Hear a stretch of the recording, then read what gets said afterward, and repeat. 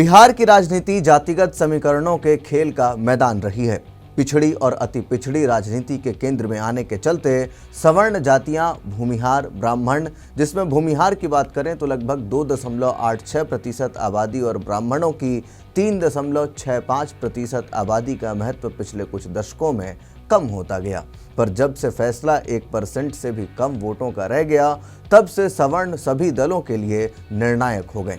अमूमन मिथिलांचल का एरिया छोड़ दें तो भूमिहार, ब्राह्मण मिलकर ही वोट करते हैं, लेकिन बिहार के अलग अलग इलाकों में भूमिहार जाति का यादव, राजपूत और कुशवाहा कर्मी जातियों के साथ राजनीतिक दुश्मनी रही है। ये समुदाय रोहतास, भोजपुर, बेगूसराय, गया और समस्तीपुर जैसे जिलों में बीजेपी का मजबूत वोट बैंक है। 2020 विधानसभा चुनाव की बात करें तो एनडीए ने इन क्षेत्रों में 70 से 80% समर्थन हासिल किया था, लेकिन 2025 चुनाव से पहले जनसुराज पार्टी के संस्थापक प्रशांत किशोर ने इन वोटों में सेंध लगाने की रणनीति अपनाई है।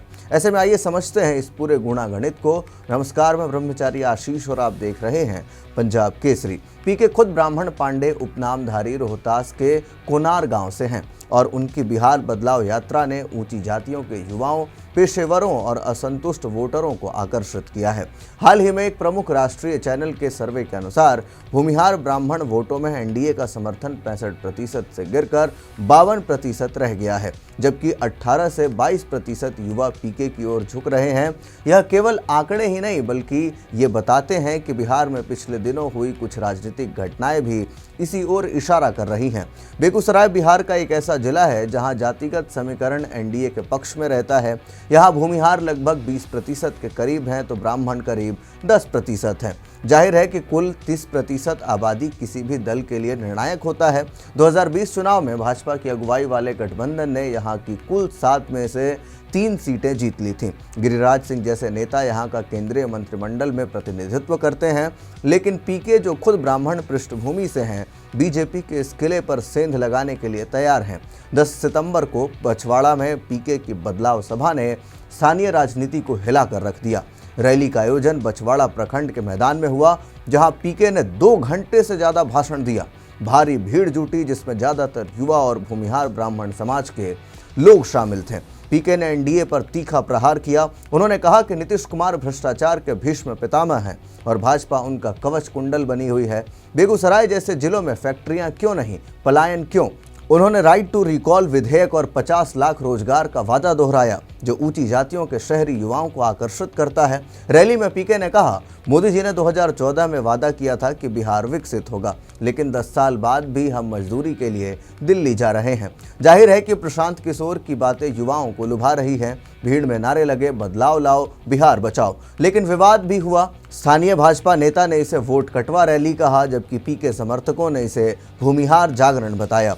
पूर्व सांसद और बाहुबली नेता आनंद मोहन सिंह ने फिर से भूरा बाल साफ करो नारे को जीवंत कर दिया है। मुजफ्फरपुर में रघुवंश प्रसाद सिंह की 5वीं पुण्यतिथि सभा में उन्होंने कहा, सिंहासन पर कौन बैठेगा ये भूरा बाल तय करेगा। यहाँ भूरा बाल से तात्पर्य है ऊपरी जातियों जैसे भूमिहार, ब्राह्मण, राजपूत और लाला कायस्थ है, जो बिहार की कुल आबादी का 10.57% हैं, लेकिन राजनीतिक रूप से 30% सांसदों और 26% विधायकों को चुनने में निर्णायक हैं। 2020 चुनाव में 1% वोट अंतर से जीत हार तय हुई थी और आनंद का दावा है कि अगड़ी जातियों का वोट फिर से भूचाल लाएगा।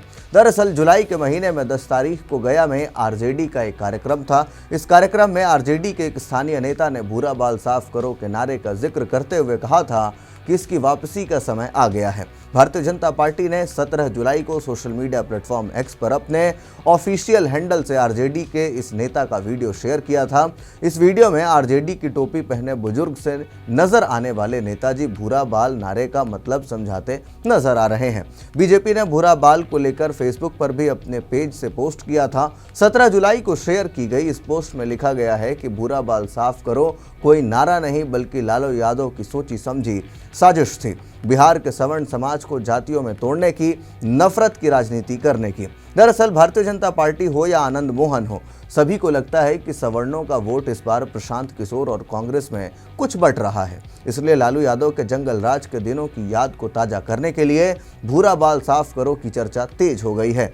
जाहिर है कि यह सवर्णों को यह समझाने की कोशिश है कि वो दिन याद करो जब तुम्हें साफ करने की कोशिश हो रही थी। अधिकतर सवर्ण युवकों ने बिहार छोड़कर दिल्ली, मुंबई, बेंगलुरु की राह पकड़ ली थी। मतलब साफ है कि कहीं ना कहीं एनडीए नेताओं में यह डर सताने लगा है कि सवर्णों के वोट कट रहे हैं। बुधवार को पटना में बैठक के बाद गृह मंत्री शाह रोहतास के डेहरी पहुंचे और शाहबाद क्षेत्र के जिलों में साथ ही कुल 11 जिलों के नेताओं और कार्यकर्ताओं को जीत का मंत्र दिया। इसके बाद शाह बेगूसराय के बरौनी रिफाइनरी टाउनशिप पहुंचे, जहां उन्होंने मुंगेर और पटना प्रखंड के करीब 2500 कार्यकर्ताओं के साथ संवाद किया। जाहिर है कि यूं ही नहीं गृह मंत्री यहां एक एक कार्यकर्ताओं से मिल रहे हैं। इसके पीछे जो सियासी मायने हैं वो बहुत गहरे हैं। बीजेपी को यह समझ में आ गया है कि भूमिहार और ब्राह्मणों का वोट इस बार बहुत कट सकता है। शाह की सबसे अधिक चर्चा उनके बेगूसराय दौरे के लिए हो रही है।